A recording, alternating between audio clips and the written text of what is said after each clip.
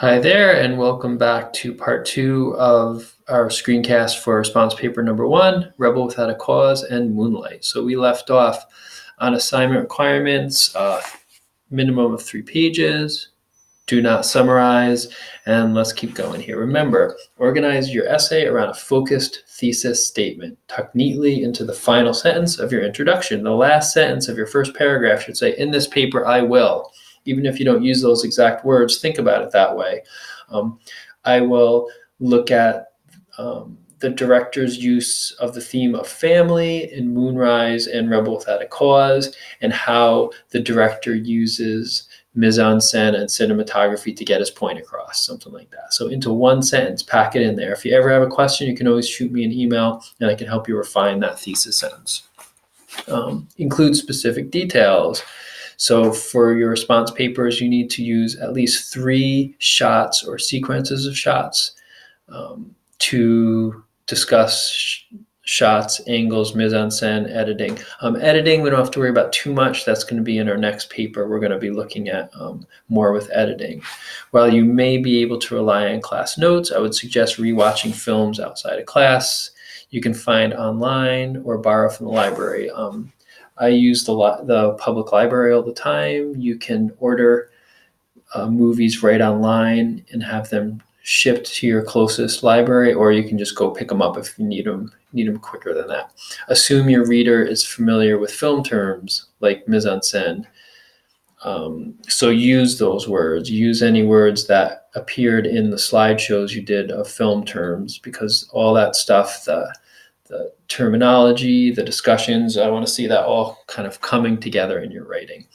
Include at least 3 image stills for the shots that you choose. Okay, so up here, remember, you're going to be choosing 3 shots or sequences that don't choose the DVD cover, don't choose a movie poster, choose something from within your discussion, something that applies and something that make sure it needs to be there and it's supported by your paper.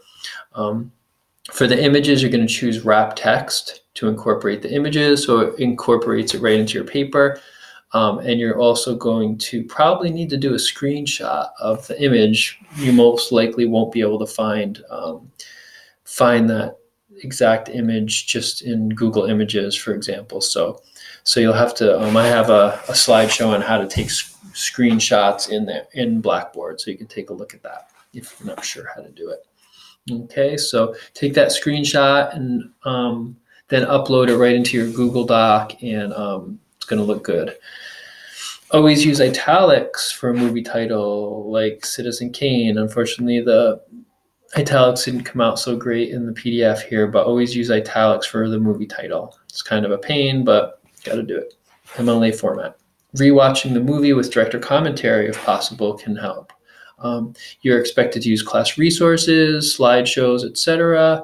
Your purpose is not to convince the reader to like or dislike the movie, but to add to his or her understanding. And so a movie review, which we may have time to do a little later in the semester, is the purpose. You want to convince the reader to see the movie or not, but that's not. We're doing an analysis paper here, a film analysis, which is really digging deep and trying to show the reader the movie in a new way that maybe we haven't thought about before. Using MLA format. Again, you're not required to take Comp 1 by the time you've taken this course, but it is helpful. So if you've taken college writing or Comp 1, all that stuff is going to help you big time. If not, feel free to get me a draft and I'd be glad to look at it and help you with any of the formatting. Okay, let's go on to the last part of this screencast, which is the film elements. Okay, those 5 primary film elements what we cover in this course. We have acting and story, mise-en-scène, cinematography, editing, and sound. Okay, so acting and story, in your paper, in this paper, you're just doing 2 and 3. Okay, but I just want you to be aware of this other stuff here. So these are some of the things you might talk about. Mise-en-scène, you don't have to talk about setting, space, and lighting, but you definitely want to talk about one or two. So these are some of the elements of mise-en-scène that you might include.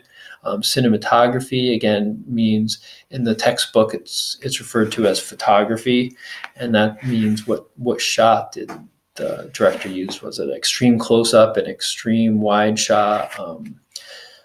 What does that say about the subject, and what is the director trying to tell us with the type of shot, the angle, the distance, the movement, camera movement, things like that. And editing, as I said, we're going to get to coming up, and sound is always important. If you hear something interesting, bring it into your discussion. Maybe oftentimes the soundtrack will back up the story, but sometimes it actually works against it and it creates a contrast and it doesn't quite match. Why do you think the director did that? And so those are the three things to be thinking about for this first paper. Again, we had the topic suggestions, the assignment requirements, and the film elements. Okay, and the format's going to be the same for all three papers. But what I do hope to see is improvement as you go. If you're worried that you're not a good writer or you don't quite know what to say, just do your best on this first one. Get me a draft if you need to, and don't let it stop you from getting started. Just jump into it, get started, and I'm sure you'll do great. Okay, well, hey, thanks for listening, and you have a great day.